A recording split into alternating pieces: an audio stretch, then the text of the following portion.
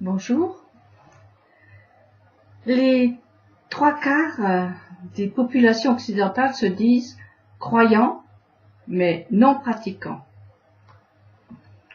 Je ne sais pas ce qu'il veut dire et peut-être même sûrement, ils ne le savent pas eux-mêmes. Pourtant, ça a un sens. Et ce serait constructif si la personne se posait la question: quelle est ma croyance? Et qu'est-ce que je ne pratique pas? Bien sûr, la prise de position concerne presque toujours la religion, mais élargissons le débat pour mieux comprendre l'enjeu de cette réflexion. Dire « je sais, mais je ne fais pas », c'est du même ressort. Par exemple, je sais qu'il ne faut pas mentir, mais je mens. Je sais qu'il ne faut pas voler, mais je vole. Nous, occidentaux, nous savons des tas de choses, mais nous avons du mal à conformer la pratique à la croyance, ce qui donne « faites ce que je dis et pas ce que je fais ». Par contre, faire la morale au monde entier ne nous gêne nullement. Nous sommes de grands moralisateurs. Pour les croyants, c'est la même chose. Je crois en un Dieu, mais je me comporte comme s'il n'existait pas. Par contre, il y a des gens sincères, honnêtes, qui vivent selon l'éthique divine. Ils la vivent, donc la pratiquent au quotidien, mais ne pratiquent pas les rituels de la communauté. Ils ont vu leurs parents, grands-parents vivre selon cette éthique. Ils ont appris dans des livres, par des témoignages, comment se comporter. Et ils font partie de ces modèles qui font ce qu'ils disent et disent ce qu'ils font. Il faut bien le dire, ceci n'est pas toujours pour le bien. Le chemin est le même pour faire le mal. C'est dans l'enfance que tout se joue. Les enfants sont des éponges qui feront ce qu'ils ont vu et compris. Mais revenons aux croyants non pratiquants pour comprendre ce qui se cache derrière cette attitude si répandue. Il y a peut-être une braise qui attend un souffle pour se réveiller. D'abord, peut-on croire sans pratiquer? Il me semble que non. Mais même en ne croyant pas, on pratique la non-croyance. De toute façon, l'humain croit. Il croit toujours en quelque chose. Son cerveau le mène autant que ses instincts. Si je crois que le feu brûle, je vais l'éviter. Si je crois qu'il y a un Dieu dur, je vais vivre dans la peur, voire dans la révolte. Si je crois en un Dieu tout amour, je vais vivre selon mes désirs, mes plaisirs. Il me pardonnera toujours. Si je crois que Dieu n'existe pas, je vais vivre selon mes instincts, sans foi ni loi. Vous voyez, il y a de la place pour tout le monde. Et bien malin est celui ou celle qui pourra distinguer le bien du mal, le vrai du faux. Ce n'est d'ailleurs pas notre rôle, bien qu'il fasse faire des choix entre les deux. Notre rôle, qui est en même temps un défi, est de relier le ciel à la terre, l'esprit et la chair, la foi et les actions, le cerveau au cœur. Notre défi est de vivre dans cet entre-deux pour faire monter l'essence des choses et faire descendre la lumière du ciel. Alors, comment faire puisque nous n'avons pas d'aile? Nous n'avons que nos jambes et nos bras. Il y a bien cette histoire d'un maître qui dit à son élève « Tu es un oiseau ». L'élève répond « Je n'ai pas d'aile ». « Les mots sont tes ailes », lui réplique le maître. « Monte et élève-toi ». Faire monter l'essence des choses, qu'est-ce que ça veut dire? Pour moi, Ce qui peut monter, c'est le sens de l'acte que je fais, ma motivation.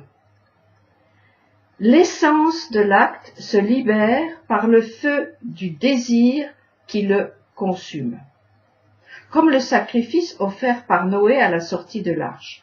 Une bonne odeur s'en dégage si l'intention est pour la vie.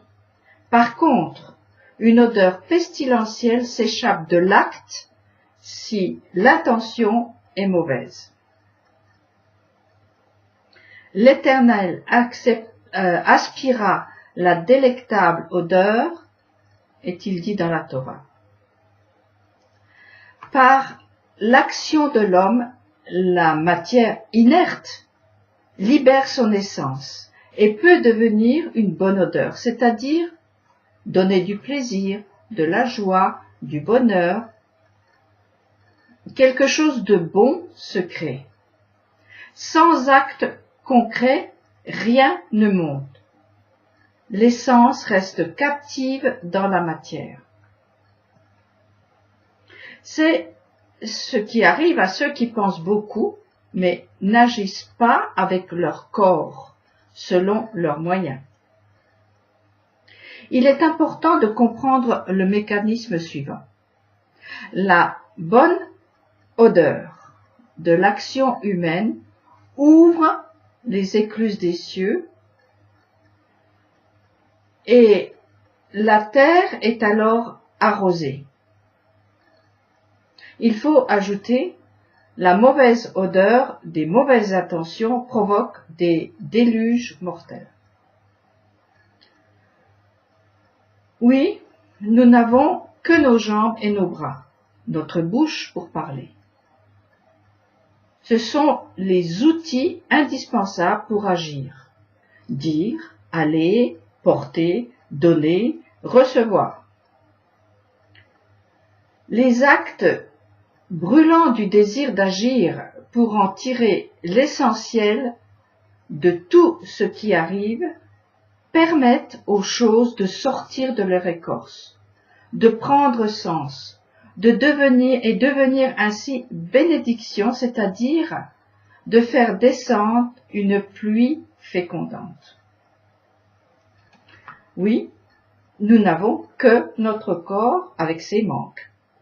Nous n'avons pas d'ailes, ni de nageoires, ni d'autres instruments extraordinaires. Mais nous pourrons tout si nos instruments sont bien ajustés et réceptifs aux intuitions qui guideront au mieux nos actions. Notre place est entre ciel et terre, nos pieds touchant le sol et nos têtes touchant le ciel, à la manière de l'échelle dite de Jacob. Sur nous, comme sur un pont, en nous, comme dans un puits, les énergies montent et descendent, non pas à vide, mais chargées de la nourriture nécessaire en haut et celle nécessaire en bas. L'Adam est certes un arbre, mais sur un autre registre, il est un canal, pour ne pas dire un tuyau entre deux réserves. À ce titre, il ne peut y avoir de rupture entre le corps chargé de faire sortir la lumière de la matière et l'esprit chargé de capter la lumière d'en haut. La circulation doit être permanente, comme l'est celle du sang. Pour que la vie circule, il faut revenir aux racines qui s'enfoncent dans le ciel et celles qui creusent la terre. Être bien placé entre ces deux pôles et dire « Je peux, je suis, je crois et j'agis selon la volonté du Créateur et avec la force qu'il me donne. » Dire « Je crois mais ne suis pas pratiquant » ou dire « Je sais sans y croire par superstition ou par peur » c'est être comme une fleur coupée dans un vase. C'est éphémère et stérile. Je comprends que l'on refuse les singeries vides de sens. C'est même sain d'avoir le courage de ne pas entrer dans les fabriques de produits manufacturés.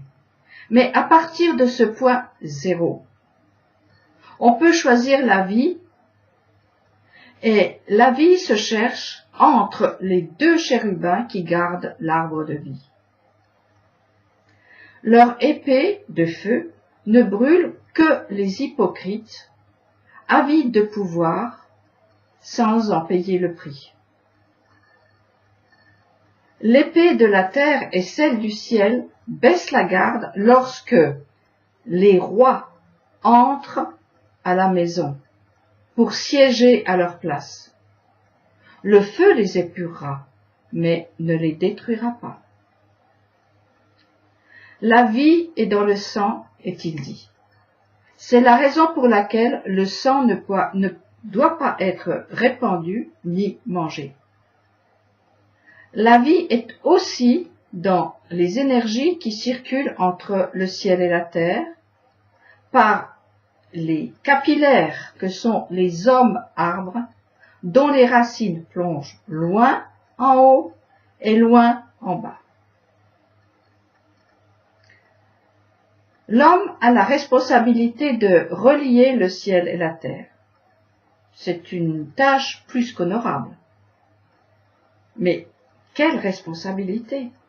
Comment s'y prendre? Le Rav Dinovitch répond à cette question dans un cours qu'il a nommé « La mission des fils d'Adam ». L'adresse du lien est inscrite en dessous de cette vidéo. Prenez du temps pour l'écouter. Bon courage et à bientôt évidemment.